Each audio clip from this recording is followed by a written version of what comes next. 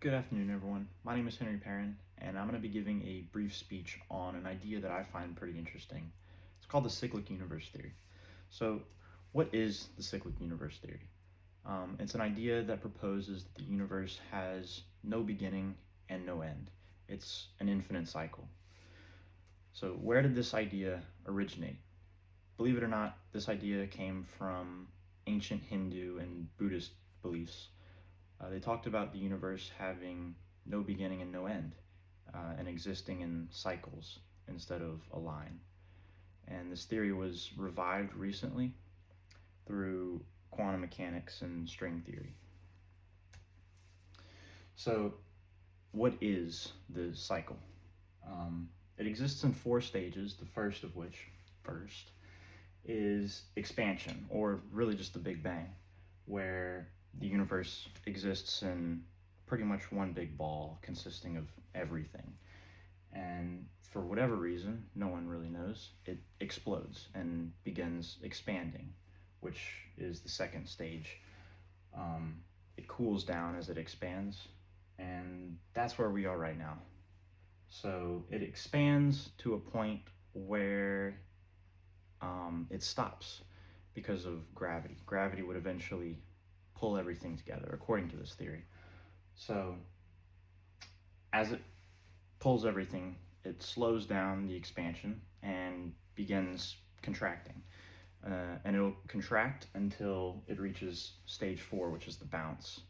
And it's pretty much back at the beginning. Everything is back into one big singularity where it bounces and starts all over again.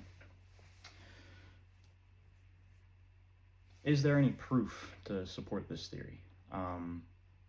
There's not really any irrefutable proof for this theory, and there's really no irrefutable information to go against it.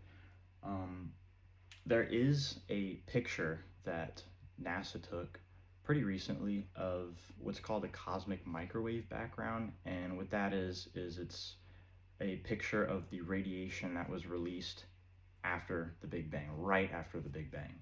So that would be something to support that the Big Bang happened. And then there's also some mathematical models in quantum physics and string theory that support that this theory could be possible. It doesn't necessarily say that this is what happens, just saying that it's a possibility. So in comparison to the Big Bang, I know that's probably not readable, but the Big Bang has one beginning, one singular event, which is the Big Bang. It explodes. The cyclic universe has infinite beginnings, or really no beginning, just infinite cycles. And the Big Bang has one fate. Actually, it has two. One of them is either it'll happen and it'll expand and then contract and never explode again, or it will expand and never stop expanding, and that would be the fate of the universe. On the other hand, the cyclic universe once again has no beginning and no end, or infinite endings. So, and then the nature of time, for the Big Bang, it's a timeline, it's linear, and cyclic universe, it's a cycle, it's a circle. There's a lot of challenges to this theory, a lot of evidence to go against it. One of them is that there really is no irrefutable evidence for this theory. And another one is entropy. Basically, energy could be lost over time during all of these cycles, which would eventually make another cycle impossible. Also, there's some questions about this theory, which is, how does the bounce happen, or the Big Bang? No one knows, but there's pretty good evidence saying that it did happen, and so if it happened once, it could happen again.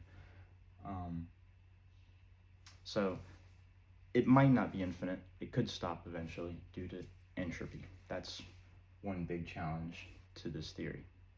So to conclude this speech, it's really no more than a theory, just a really cool idea, and it opened up a lot of doors in science, a lot of new research and stuff like that. So that's all. Thank you.